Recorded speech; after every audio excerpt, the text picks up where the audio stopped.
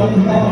គូពិសេសទី2ទឹកទី4ហើយទី5ជុំច្រកទៅគីវរត់ទី9គូនេះក្នុងកម្រិត57គីឡូក្រាមបាទចូលជាបាទសង្កត់ស្មារតីលីម៉ូបុតសន្តោ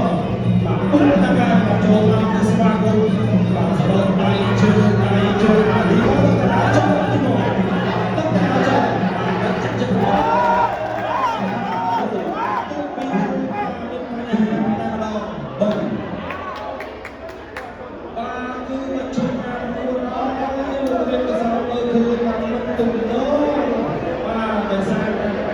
ជើងរបស់ទីមីម៉ូអូយជាស្រួលទីហើយបងត4លោករៀនភាសាបាទគឺសម្រាប់ចិត្តនឹងជំនាញរបស់គេតែម្ដងបាទអូគាត់ខំបច្ចេកទេសបាទទៅលើស្រួលទេជើងរបស់លីម៉ូបាទបងបាទគាត់ចាប់ប្រកួតអំពីសារពីបរិយាកាសដោយសារតែការបាទគាត់ខំបច្ចេកទេស